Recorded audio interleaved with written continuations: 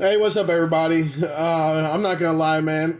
Sometimes I wish people could just like see my moments when I'm by myself doing my like being me, like thinking.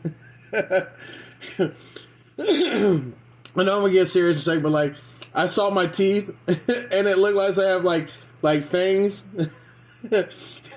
And I was thinking, like, I wonder if people like see me on this video and be like, "Man, that motherfucker's a demon."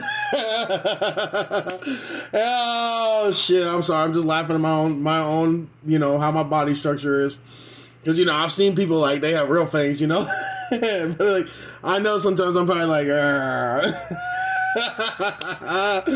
all right, serious moment, serious back to seriousness. Okay. All right, so what I want to kind of talk about today is twin flames, all right? So need people to understand is like, yes, there's twin flames out here. Like you have a significant twin flame, soulmate, whatever you want to call it, right? But truth is, if you really want that true twin flame, you have to actually heal the twin flame in you. Because we carry light and darkness. These are twin flames. It means a balance between each other. A lot of people make the darkness out to be evil, and that's not true. People just make choices that make them evil, okay? And that makes them evil, right? Because we have free choice of will. Some of us freely choose to be good people naturally. Now, don't get twisted. If you ever push me to that point where you have to see the evil that I can produce, then sure, I can be evil. But I'm not the type of person, like, you could hurt me a couple times. I'll just eventually now, in a sense of like, I'll walk away, right? That's about boundaries. But in the twin flame journey, sometimes you have to know those boundaries because like during your ascension process, if you do the work, right? Let me explain how like you have twin flames, right? So like let's say I'm down here, okay? And at that point in time, I keep growing and healing. If they're a good twin flame, they're going to grow and heal with me. But let's say they stay here. And then I keep growing and healing, right? And they stay here. They stay there, right? Now look how high I'm up, right?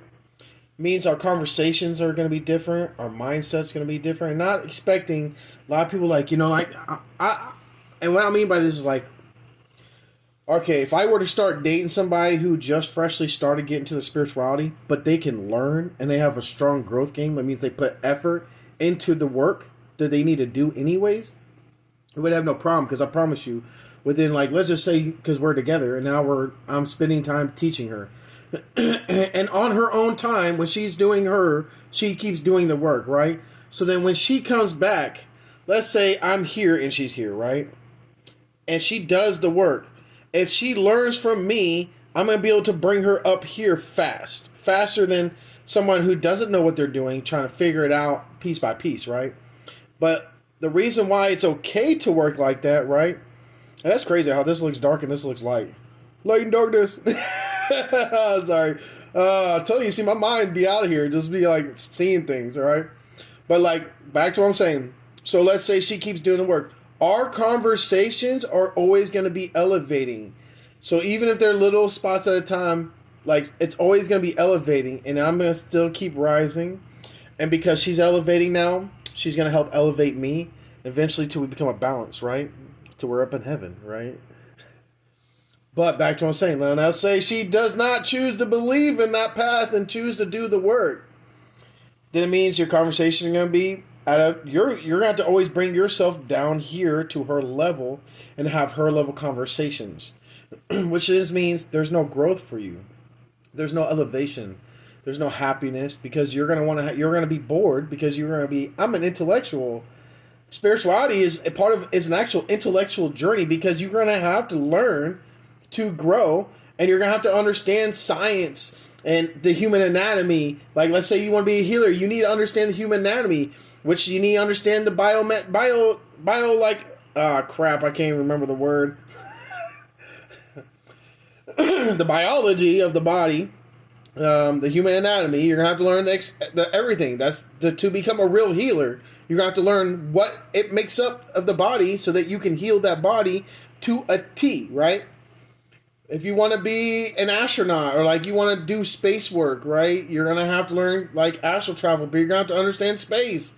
Like you can't just astral travel and then be like, oh yeah, I'm here, here, and here, right? But you're actually gonna have to know knowledge. Be like, okay, well I was at this planet and it was a bluish, yellowish, greenish color, and then I look in the actual map of the whole solar system that we have, and it actually means that it was planet Xcarius XYZ, but really the true name, because you did the work, the true name is Syrian, right?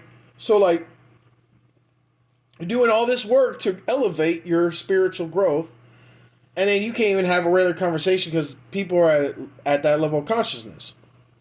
And when they're at that level of consciousness, then that means that you guys are going to butt heads, and you're going to always be being forced to come down because they can't come. They're not willing to come up because they're not willing to change, right? And not saying like, hey, look, guys, you might be with your twin flame, and you guys might really love each other, and that might be a good thing too. And how it works might be personally work for you, but like for someone like me, I'm always working on my growth, right? And the spiritual journey is inwardly, which means the masculine and feminine energy flows through me, the up and down energy, the light and the darkness. Think of like your blood veins, though, right? Your blood veins, like we have two different colors in our blood, right? When it has oxygen, it's red. When it's lack of oxygen, it's like green, blue, right? So like you gotta understand, like this within us, non-stop flowing. There's just different paths of how it works, right? And so like you gotta understand, like if I'm gonna be with somebody, I want to be with somebody that I can have a deep conversation with. They're like, yo, babes, I think something's bothering me. And she'd be like, well, hold on, let me take a look, right? Or he could be like, let me take a look. And then like, oh, I see it seems like there's a spirit on you. Or you got some kind of ethereal cord attached to you. Let me pull that out for you, right? Wouldn't you want to have a partner that can help you elevate and help protect you? Because the whole goal is to protect each other, right? To love each other, to care for each other, to build each other, to fill each other up, right? But it requires all these aspects. And a lot of these people don't really have these aspects. They play, oh, I'm spiritual, but they're really not spiritual.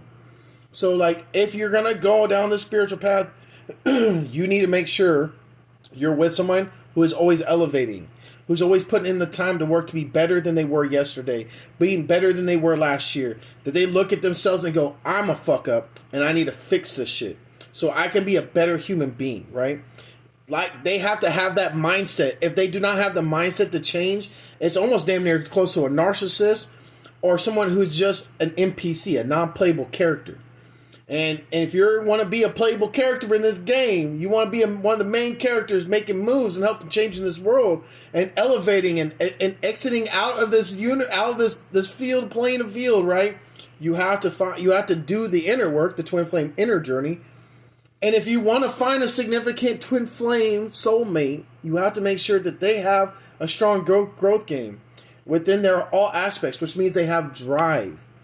So if they don't have drive, then they're just really going to hinder you because it's going to fuck up your drive. Remember, we exchange energy. So it means like if there's this lack of drive, this energy is always going to be absorbed. And they're going to absorb. They're going to be benefiting off of you, but you won't be able to benefit off of them fully. And I'm not saying it's about benefits, but it is, because at the end of the day, it's always an exchange. Every time we enter, if I come into a room and people come near me, I absorb their energy and they absorb my energy. But who do you think is always going to be the one winning? The people who absorb my energy, because my energy is more potent. My energy is more powerful. My energy is more blessing. More energy brings luck, right? So people who enter my energy are going to get these blessings and this luck. But like, I also can remove that from them because you're not going to steal my energy, because I've learned to protect that. But when you love someone, that goes out the door because you open yourself to them. So I hope you guys understand that. I just feel like I always like to talk about twin flames once in a blue moon, just to help people along their journey and understand that it's actually an inward journey and it becomes an outward journey. Oh, excuse me. Later, guys. Like, share, and follow. Peace out.